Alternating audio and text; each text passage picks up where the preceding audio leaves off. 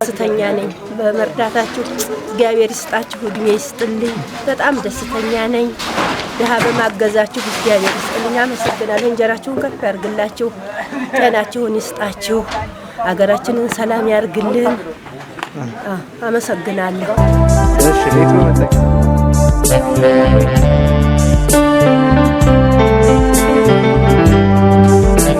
አመሰግናለሁ የሞረትና ጀሮ ወረዳ ሴቶች ህጻናት ጽሕፈት ቤት ኃላፊ ነኝ ደስታ ኃይሉ እባላለሁ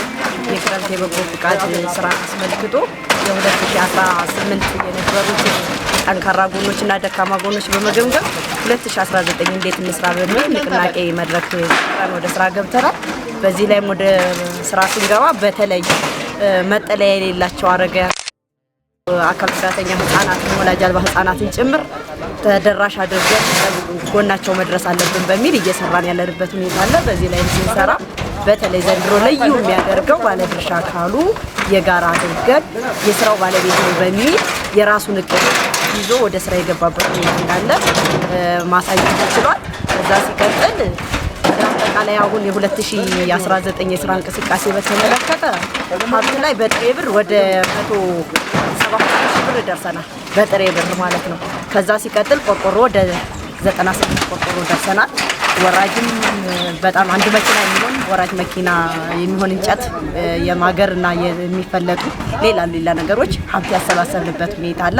ደብተር በደርዘን ወደ 39 ደርዘን ደብተር ደርሰናል ባኮ እስክሪብቶ በተመለከተ ደግሞ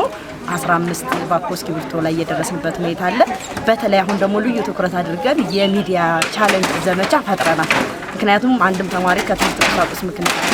በትምህርት ቁሳቁስ ምክንያት ከትምህርት ገበታ ውጪ መሆን የለበትም በሚል ትኩረት አድርገን የሚዲያ ዘመቻ ፈጥረን እየሰራንበት ያለንበት ሁኔታ አለ በዚህ አጋጣሚ የተለዩ ህፃናት አሉ ወደ 438 ያስፈልጋቸውን ደግሞ ተደራሽ ማድረግ አለብን ብለን እየሰራን ያለንበት ሁኔታ አለ አሁን በሚዲያ ላይ በጣም እኛ ያልቆጠርናቸው ብዙ ሀብቶች መጥተዋል አካውንት ከፍተና 38 ህፃናት የትምህርት ቁሳቁስ ያስፈልጋቸዋል ተብሎ የተለዩ አካውንት ከፍተናል በቴክኒክ ኮሚቴው አካውንት ተከፍቷል አካውንት ላይም ብር እየገባልን ነው ሰው ደግሞ ለበጎ ፍቃድ ነው ሲባል ልዩ ትኩረት አድርጎ ያለውን እያካፈለ እየሰጠ ያለበት ሁኔታ አለ ለብን በሚል ልዩ ትኩረት ተደርጎ እየተሰራ ነው ከዛ ሲቀጥል ማስተባባሪው ኮሚቴ እያንዳንዱ ባለድርሻ አካላት ምን ሰራ ምን ቀረው እንዴት ነው እየሰራ ያለው እያለ በየሳምንቱ እየገመገመ እየለየ ጠንካራ ጎኖች ደግሞ እያጠናከረን እንድንሄድ ከጎናችን ሆኖ ድጋፍ እያደረገልን ነው ዘንድሮ ከ2018 በበለጠ ዘንድሮ ልዩ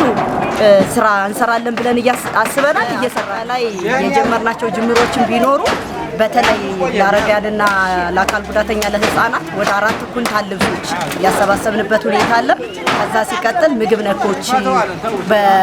በኪሎ ወደ 100 ኪሎ የሚሆኑ እህሎች ሰብስበናል። ዘይቶች፣ ጫማዎች ለአካል ጉዳተኛ ለአረጋውያን ለተቸገሩ የማህበረሰብ ክፍል ምን ያስፈልጋሉ የሚለው አስበን እየሰራንና እየሰበሰብን ያለነው የማዕድ ማጋራት እናደርጋለን ብለን በቅድመ ዝግጅት ላይ ያለነው። ስለዚህ የህብረተሰብ ክፍላችንን ከችግር ውስጥ ያሉ የህብረተሰብ ክፍል ከጎናቸው ሆነን በማገዝ ሁላችንም ርብርብ በማድረግ በተለይ የወጣት የማህበረሰብ ክፍሉ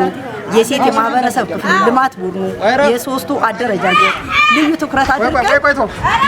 አድርገን ወጣቱን የኔነት ስሜት ተሰምቶት እንዲሰራ የስራ ድርሻ ጭምር አከፋፍለን ሰጥተናል። ይሄን የስራ ድርሻ አከፋፍለን ምን ሰራችሁ ምን ቀራችሁ እያልን ደግሞ በየሳምንቱ እየገመገምን እየመራን ነው። ዘንድሮ ልዩ የሚያደርገው ወጣት የህብረተሰብ ክፍልና ህብረተሰቡን ጭምር ተሳታፊ ማድረጋችን ልዩ ያደርገዋል ብዬ አስባለሁ። ገና ይሄ ጅምር ነው፣ ተጠናክሮ ይቀጥላል። ቀጣይም ላይ ደግሞ ከዚህ የበለጠ ሰርተን ውጤታማ እንሆናለን ብዬ አስባለሁ። አመሰግናለሁ።